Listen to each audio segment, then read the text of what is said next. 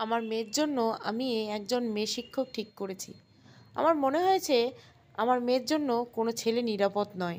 এরকম মনে হওয়ার কারণ, আমার মেয়ে তোমার সম্পর্কে আমাকে অনেক কিছুই বলেছে। তুমি পড়ানোর সময় ওর শরীরের দিকে তাকিয়ে থাকো, পড়ানোর ছুতো দিয়ে মাঝে মাঝে ওর হাত ধরে টানার চেষ্টা করো।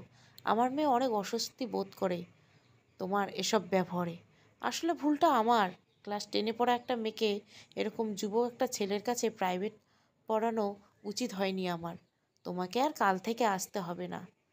তুলির মা যখন কথাগুলো বলল, আমি চুপ করে সব শুনলাম। কিছু বলতে গিয়েও যেন আর বলতে পারলাম না। তুলিকে সবসময় নিজের বোনের মতো দেখেছি, আর সে কি না আমার তাকানো খারাপ কিছু খুঁজে পেয়েছে, এর চেয়ে লজ্জা বোধহয় আর কিছু হয় না। আর তুলি কিভাবে বলতে পারলো পড়ানোর সময় আমি তার হাত ধরার চেষ্টা করি? এই জিনিসটা আমার ভিতরে সবচেয়ে বেশি আঘাত করেছে। তবুও আমি সেদিন তুলির মায়ের সামনে নিজের মিথ্যা হাসিটা এসে সেখান থেকে চলে এসেছিলাম। এতটা খারাপ শেষ কবে লেগেছিল আমার মনে নেই। আমি যখন খুব ছোট ছিলাম তখন কিছু বুঝতাম না। তখন আমার বাবা মারা যায়। আমার বাবা এতটাই হতভাগা ছিল যে তার অনাগত সন্তানের মুখটা দেখে যেতে পারেনি। আমার বোন তার বাবাকে দেখতে পারেনি। আমার মা আমাদের দুজনের জন্য জীবনে অনেক কষ্ট করেছেন, নিজে না খেয়ে আমাদের ক্ষুধা মিটিয়েছেন। আমি আমার মাকে দেখেই বুঝেছিলাম এই পৃথিবীতে সবচেয়ে বড় যোদ্ধা একমাত্র আমার মাই হয়। কিন্তু আমার মা বেশি দিন যুদ্ধ করতে পারেনি। আমার যখন 17 বছর বয়স, মা আমাদের দুজনেকে একা রেখে না ফেরার দেশে চলে যান। মা আমাকে বলেছিল, তোর বোনটাকে তুই দেখিস, তুই ছাড়া ওর আর কেউ নেই। সেদিন আমি আমার বোনকে জড়িয়ে ধরে অনেক কেঁদেছিলাম।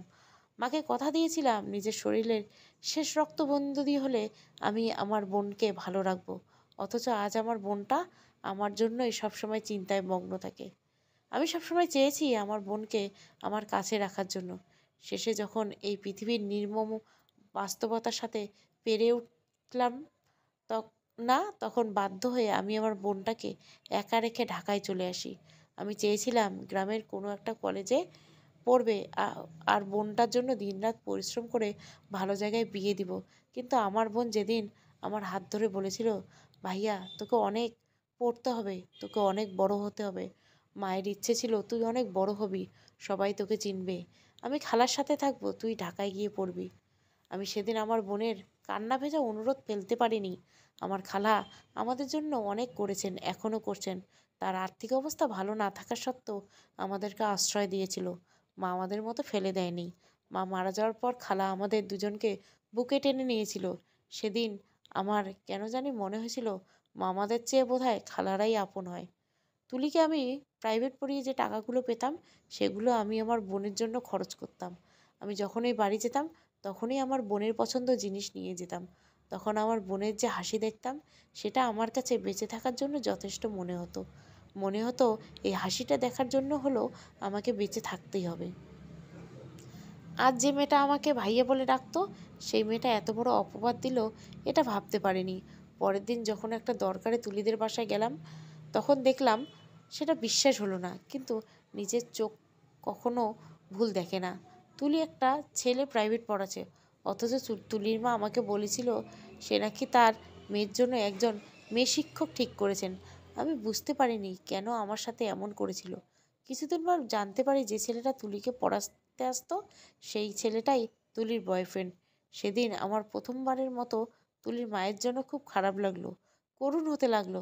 আসলে আমরা কিছু মানুষ আছি যারা নিজেদের অনেক চালাক ভাবি, পৃথিবীর বাকি সবাইকে অনেক বোকা ভেবে নিজেদের অজান্তে নিজেদের সর্বনাশ ডেকে আনি। সেটা আমার পরে হলেও বুঝতে পারি। তুলির মাও হয়তো কিছুদিন পর এই জিনিসটা খুব ভালো করেই বুঝতে পারবে। আদিবা আমার উপর রাগ করেছে, সে জানে আমি কখনো তার রাগ ভাঙাই না। তবুও সে আমার উপর অভিমান করে। অবশ্য সে আমার উপর রাগ অভিমান করার অধিকার রাখে। আমি যখন ঢাকা শহরে আসি তখন আমার পরিচিত কেউ ছিল না। 3,000 টাকা নিয়ে আমি ঢাকার বুকে পা রাখি। ভার্সিটি জীবনের সেই প্রথম দিন থেকে আদিবা মেয়েটা আমাকে সঙ্গ দিয়েছে। আমি যখন না খেয়ে ক্লাসে আসতাম, তখন এই মেয়েটা কীভাবে যেন বুঝে ফেলতো যে আমি আজ না খেয়ে ক্লাসে আসছি। সেদিন আমাকে পেট ভরে সে ভাত খাওয়াবে। সে মাঝে মাঝে আমাকে তার বাসায় দাওয়াত দিয়ে নিয়ে যেত। আমি খুব অবাক হতাম, যখন দেখতাম আমি ছাড়া তার বাসায় আর কোনো মেহমান নেই, সে শুধু আমাকে একা দাওয়াত করে খাওয়ানোর জন্য এত আয়োজন করেছে। আদিবা মুখটা কালো করে বসে আছে। আমি সামনে বসতে তার মুখটা অন্যদিকে ঘুরিয়ে নিল। আমি চুপ করে বসে রইলাম। কেউ রাগ করলে তার রাগ ভাঙাতে হয় সেটা জানো না? না, জানি না, তুমি শিখিয়ে দাও। আমার কাল বিয়ে। আমি আদিবার কথাটা শুনে কিছুক্ষণের জন্য স্তব্ধ পাথরের মতো বসে রইলাম। আমার মুখটা কেন জানি মুহূর্তের মধ্যে খারাপ হয়ে গেল।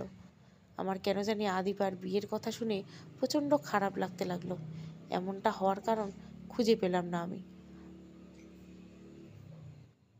তার সাথে 3টা বছর ধরে আছি, কখনো মনে হয় নাই তাকে আমি ভালোবাসি কিংবা সে আমাকে ভালোবাসে। কিন্তু তবুও হঠাৎ করে তার বিয়ের কথা শুনে আমার ভিতরটা জ্বলে পুড়ে যাওয়ার মেনে নিতে কষ্ট হচ্ছে। তবে আফসোস, আমি কাউকে কোনোদিন বলতে পারবো না, এমনকি আদিবাকেও না। হঠাৎ করে আদিবা অট্টহাসিতে চারিদিক নীরবতা ভেঙে গেল। আদিবা এর আগে অনেকবার হাসছে, কিন্তু এরকম হাসতে কখনো দেখিনি। আমিনুল, তুমি তো আমাকে ভালোবেসে ফেলেছো। আমি যখন আমার বিয়ের কথা বললাম তখন তোমার মুখটা কীরকম পেঁচার মতো হয়ে গেছিলো। সেটা যদি তোমাকে দেখাতে পারতাম তাহলে বুঝতে পারতে কত দুঃখী লাগছিল তোমাকে।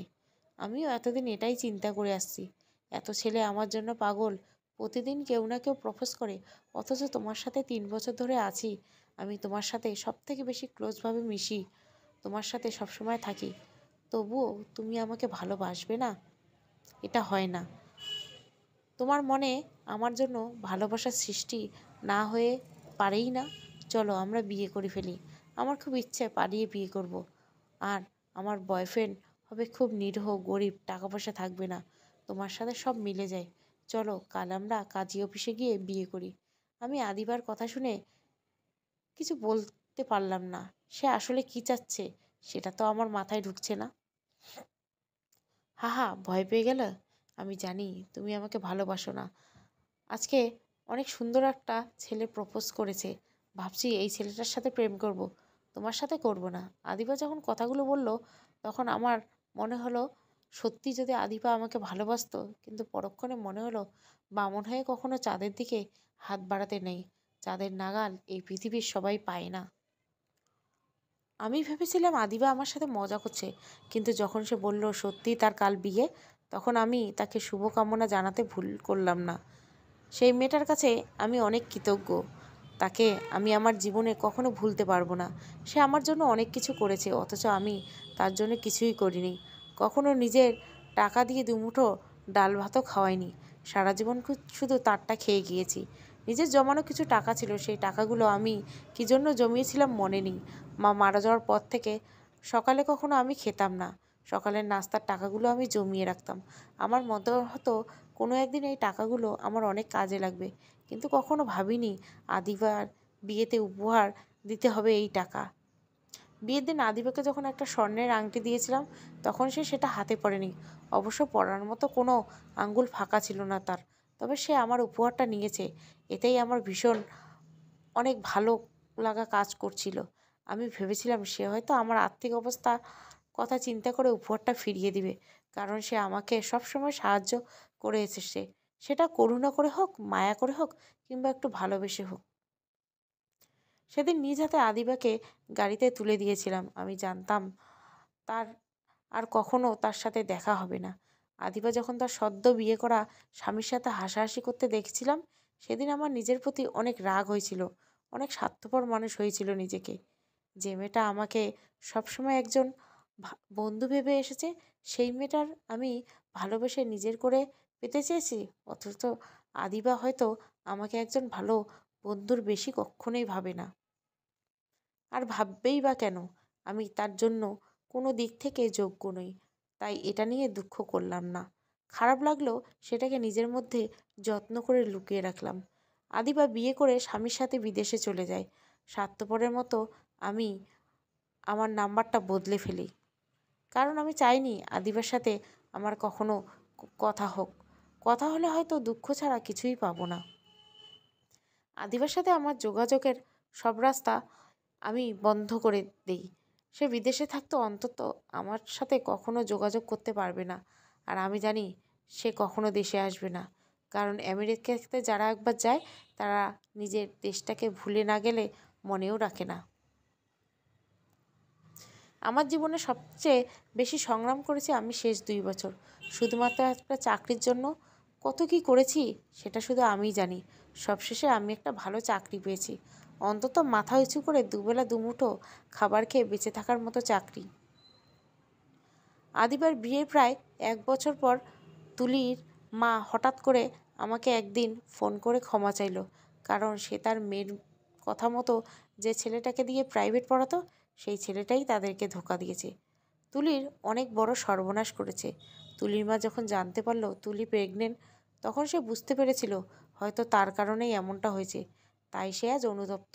আমি কিছু বললাম না, শুধু বললাম তুলির দিকে একটু নজর রাখবেন, কারণ এমতো অবস্থায় মানুষ ডিপ্রেশনে পড়ে আত্মহত্যার পথ বেছে নেয়।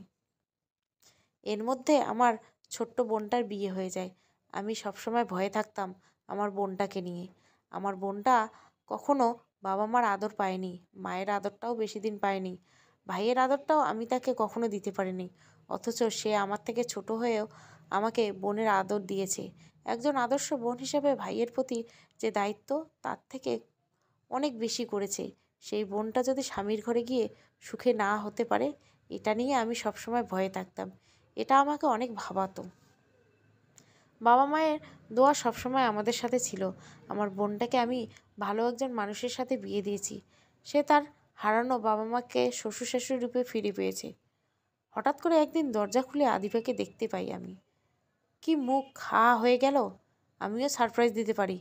ভেতরে এসো। আমার বাসা খুঁজে পেলে কিভাবে? কেউ না কেউ তো তোমার বাসার ঠিকানা জানতো, ধরে নাও তাদের কারো কাছ থেকে নিয়ে এসেছি। কবে এসেছো তোমার হাজবেন্ডকে সাথে নিয়ে আসতে? অনেক দিন হয়েছে দেশে এসেছি, কিন্তু তোমার সাথে যোগাযোগ করতে পারিনি।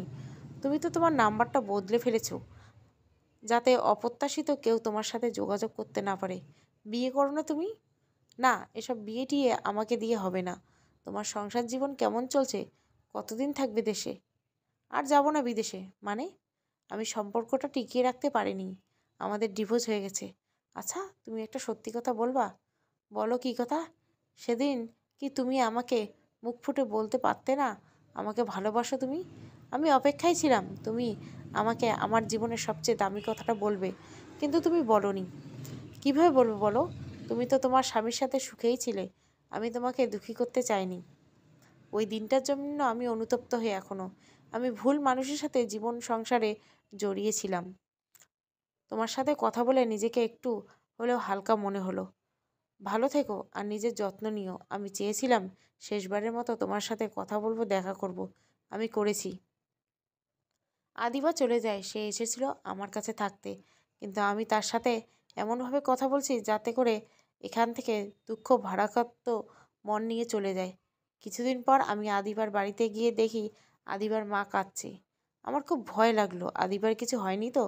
তার মার কাছে যখন শুনলাম আদিবা নিজেকে অন্ধকার রুমে বন্দি করে রেখেছে, কারোর সাথে কথা বলছে না, তখন কিছু না ভেবে আমি আদিবার রুমে অনবরত নক করতে লাগলাম।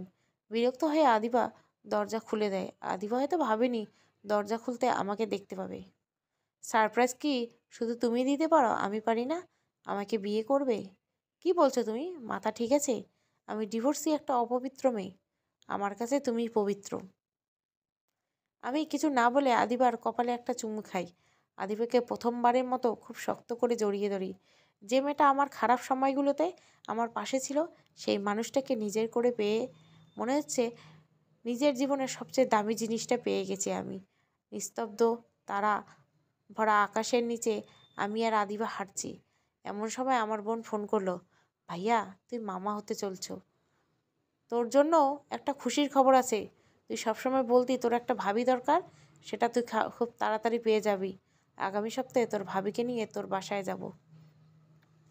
আমি জানতাম আমার বিয়ের কথা শুনে আমার বোনটা অনেক খুশি হবে, কারণ সে চায় কেউ একজন আমার পাশে থাকুক সব সময়। তুমি তো মামা হতে চললে, আমি মা হব কবে? খুব তাড়াতাড়ি হবে জানো। আজ আমি অনেক খুশি। আমার কাছের মানুষগুলোকে আমি সবসময় এভাবে খুশি দেখতে চাই। আমার যদি ক্ষমতা থাকতো উপরের তারা ভরা আকাশটা তোমাকে উপহার দিতাম। তারা ভরা আকাশটার চেয়ে অনেক দামি জিনিস আমি পেয়ে গেছি। কথাটা বলে আদিবা আমার কাঁধে মাথা রাখে। আমিও তার সাথে ফুটপাত দিয়ে হাঁটতে থাকি। সমাপ্ত। গল্পটা ভালো লাগলে অবশ্যই লাইক, শেয়ার এবং সাবস্ক্রাইব করবেন। Thank you for watching.